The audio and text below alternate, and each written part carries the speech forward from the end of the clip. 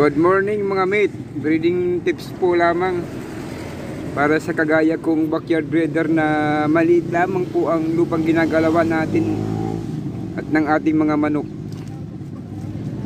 Lemon white claret, anak niya ito, ibinalik ko sa nanay na may dugong white hats. Masikip lang po ang lugar natin. Ito naman po, medyo pinagpahinga ko dahil nakukulangan ako sa katawan. Ito naman po, ayan, lemon white claret, kinocross ko sa aking Cali red.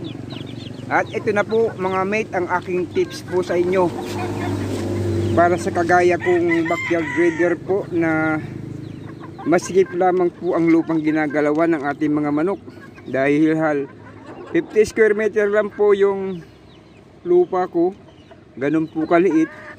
Bali itong kinalalagyan po ng mga manok ay hindi na po akin. Bali sa tabi lang po ito ng looting na bili ko, pero hindi naman po iba na tao yung pinagbilhan ko. Kaya ngayon, dahil maskip lamang po ang lugar na ginagalawan ng ating mga manok, ito po, nag-breed po ako ngayon. Gusto ko po magkaroon ng pure na puti. Kaya para po sa aking mga mahal na subscriber na mahilig din pong mag-alaga ng mga panabong at malit lamang po ang area ang ginagalawan na ating mga manok, walang sapat na lawak na paglalagyan ng mga manok, kaya ito po ang technique. Ito po ay scratch fence lang po na medyo may kalakihan. Ayan, itong tatlo pong inahin natin mga mate, magkakapatid po ito. Bali yung broadcock ko po na may dugong male Siamese white claret, yan po ay kapatid po nila sama. Bali magkaiba po ang nanay nitong tatlong hinahin ko at ng broadcock. Ngayon, nilagyan ko na rin po ng pugad. Ayan po mga mate yung tips ko sa kagaya kong backyard breeder po na kapos po sa budget. Ito po yung kwadrado na yan. Yan po ay pinaglalagyan ko po ng pinggan. Luma na, sira na, kaya ginawa ko na po pugad. Dahil tatlo po sila magkakapatid mga mate, may dalawa pa akong timba dito, binutas ko. Ayan, at sa loob po niyan may dahon po, may ito yung dahon ng saging, itong plastic na pula, tsaka yung green. Din sa ibabaw po mga mate, nilagyan ko po ng mabigat na tipak ng simento para hindi po magagalaw ng incase na mag-aasawa po yung ating broodcock dito. Ayan mga mate, ang kinaganda po ng masikip na lugar ay talaga pong mai-scorean maigi ng ating broodcock. Yung mga inahin na pinapaasawa natin, wala po talagang kawala dahil sa liit ng area ang ginagalawan nila. Ayan, ito naman po, ginawa ko rin ng itong mate, itong disabit. Ayan, hanging feeder, painuman natin, kakainan, pwede. Ayan, naglagay po ako ng painuman din.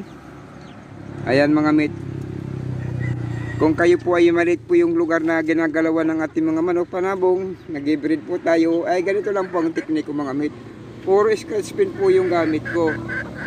Tsaka isa pa mate, nag-aalangan po akong maglagay po dito ng tipi na makikita yung mga manok sa oras na dadapo, kasi ito po ay daanan, tabi po ng highway. Baka madaanan po ito ng mahabang kamay, delikado kung kailan malalaki na po ang ating mga manok. Ayan, nagkakautang-utang pa ako sa pag naubusan ako ng pambili ng patuka, ng feeds. Kaya napakahirap kapag manakawan tayo ng mga manok. Kaya nag-aalangan pa ako maglagay ng tipi. Kaya puro scratch pin lang po talaga itong ginagawa ko mga mate. Dito lang po sila nakakulong. Bale, sinare ko lang po ito sa inyo mga mate. Baka po isa po sa mga ating subscriber or ilan po sa ating mga na subscriber ay malit lang po din ang looting ginagalawa ng kanilang mga manok. Ganito lang po ang tip. Ayan,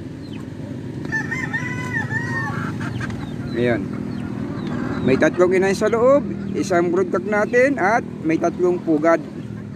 In case na pwede mangingit, wag na po sila. Ayan po, may nakarili na pong pugad sa loob. At kahit po sa pagdapo nila sa gabi, hindi po nila madudumihan, hindi maiputan yung pugad nila, gawa ng may takip naman po sa ibabaw, may cover po ang ating pugad mga mate. Sana mit, nakapagbigay po ako ng kunting ideya sa kagaya kong maliit lamang po ang lupang ginagalawan dahil po ay tayo po ay mahirap lang pong vlogger.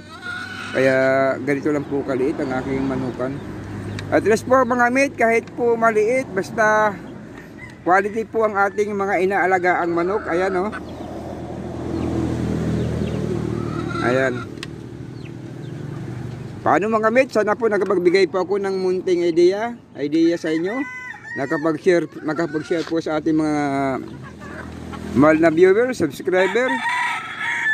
Para malaman po kung paano po yung technique pag maliit lang po ang ating lugar. Okay mga mit, paalam po at ingat po kayo lagi.